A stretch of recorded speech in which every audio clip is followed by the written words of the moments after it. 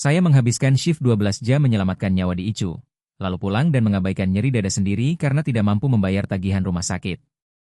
Ironi menjadi perawat yang tidak mampu membayar perawatan kesehatan benar-benar membunuh saya perlahan. Pasien saya mendapatkan perawatan terbaik yang uang bisa beli, sementara saya menggunakan obat kadaluarsa dari lemari sampel. Saya katakan pada diri sendiri masih baik, tapi sebenarnya saya terlalu miskin untuk mengisi resep sendiri. Ibu saya bergantung pada saya secara finansial sejak pensiunnya. Obat diabetesnya lebih mahal daripada pembayaran mobil saya. Saya melewatkan janji dokter sendiri untuk membeli resepnya.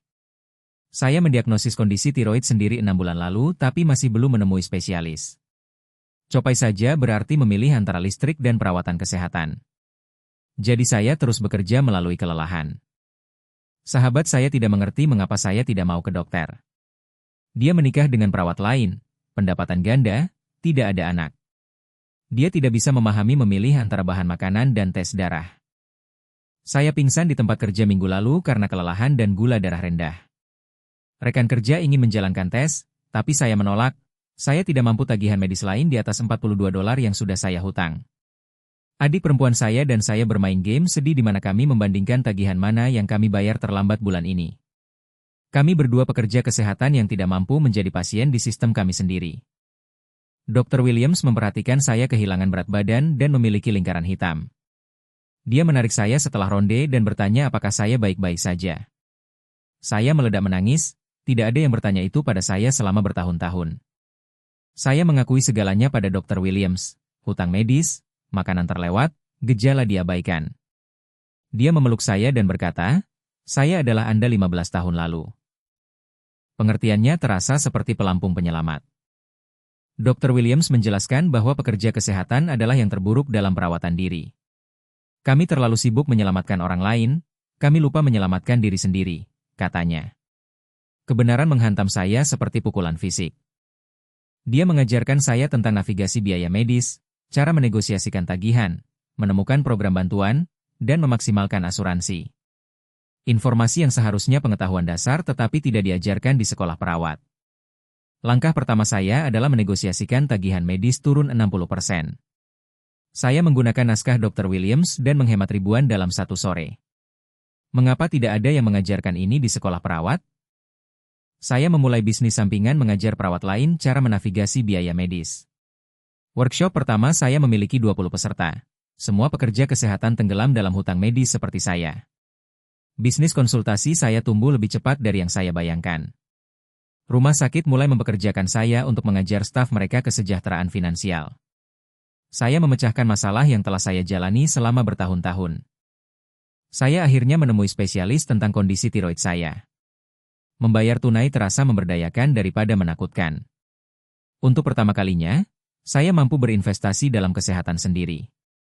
Ibu saya menangis ketika saya katakan saya melunasi semua hutang medisnya. Dia telah membawa rasa bersalah itu selama bertahun-tahun, berpikir masalah kesehatannya membuat bangkrut putrinya. Saya mengurangi ke perawat paruh waktu dan fokus pada bisnis konsultasi saya. Ketakutan itu nyata, tapi memiliki banyak aliran pendapatan terasa lebih aman daripada satu gaji rumah sakit. Energi saya kembali saat perawatan tiroid bekerja. Saya tidak menyadari betapa sakitnya saya sampai mulai merasa sehat lagi. Anda lupa bagaimana normal terasa ketika selalu lelah. Saya membeli investasi pertama, properti sewaan. Sewa penyewa membayar hipotek sambil membangun ekuitas saya. Saya menciptakan kekayaan daripada hanya bertahan dari gaji ke gaji. Sahabat saya sekarang datang kepada saya untuk nasihat finansial. Dinamika benar-benar terbalik. Saya pergi dari teman yang berjuang menjadi pengusaha sukses yang dia kagumi. Saya mempekerjakan saudara perempuan saya untuk membantu bisnis konsultasi saya. Kami membangun bersama daripada membandingkan tagihan mana yang tidak bisa kami bayar. Siklus generasi perjuangan berakhir dengan kami. Kami melunasi semua $42 hutang medis. Menonton pembayaran akhir itu di proses terasa lebih menyembuhkan daripada obat apapun. Beban yang saya bawa selama bertahun-tahun akhirnya terangkat. Saya memulai dana beasiswa untuk siswa perawat belajar literasi finansial. Setiap siswa yang saya bantu terasa seperti menyembuhkan bagian lain dari masa lalu saya yang menyakitkan. Siklus putus dengan pendidikan. Dr. Williams dan saya bermitra pada Seminar Keuangan Kesehatan Nasional sekarang. Murid telah menjadi kolega. Dia mengatakan saya mengajar dengan lebih banyak gairah karena saya menjalani perjuangan. Saya membelikan ibu saya organizer obat baru yang tidak macet. Hal kecil seperti itu, tapi mewakili seberapa jauh kami telah datang. Tidak ada lagi berjuang dengan barang rusak yang tidak bisa kami ganti. Bisnis konsultasi saya sekarang mempekerjakan 5 mantan perawat yang berjuang seperti saya. Setiap rekrutan terasa seperti menarik orang lain keluar dari perangkap finansial kesehatan. Saya mengambil istirahat makan siang nyata sekarang daripada makan bar protein kadaluarsa dari lemari sampel. Makanannya segar dan dibeli dengan uang yang saya hasilkan membantu orang lain. Simbolismenya tidak hilang pada saya. Kami membeli rumah dengan kebun nyata untuk ibu saya. Dia selalu ingin menanam sayuran sendiri, tapi kami tidak pernah memiliki perumahan stabil cukup lama. Sekarang dia menanam tomat dengan air mata sukacita.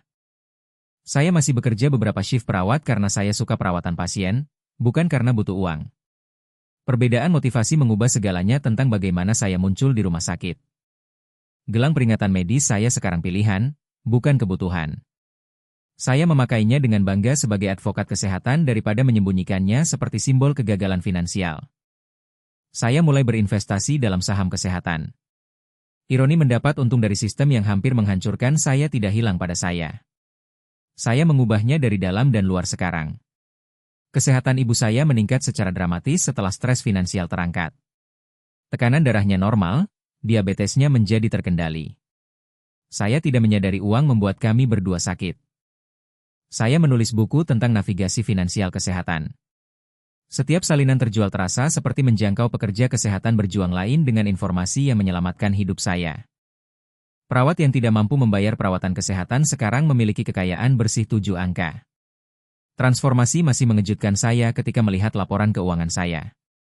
Mimpi yang tidak berani saya miliki menjadi kenyataan. Saya membimbing perawat baru sekarang tentang kesejahteraan finansial dari hari pertama. Mereka tidak akan harus belajar dengan cara sulit seperti saya. Siklus perjuangan berakhir dengan pendidikan yang tepat. Tas kerja saya tidak lagi penuh dengan tagihan tidak terbayar dan pemberitahuan penagihan. Sekarang membawa laptop dan bahan bisnis saya. Perubahan berat fisik mencerminkan emosional. Pekerja kesehatan yang tidak mampu berobat belajar bahwa menyembuhkan keuangan adalah langkah pertama menyembuhkan segalanya. Uang tidak bisa membeli kebahagiaan, tapi bisa membeli perawatan kesehatan dan kedamaian. Sekarang ketika saya memakai Scrubs, saya tidak merasa terjebak oleh keputusasaan finansial. Saya merasa diberdayakan oleh pilihan dan tujuan. Penyembuh akhirnya menyembuhkan dirinya sendiri, dan sekarang dia membantu orang lain melakukan hal yang sama.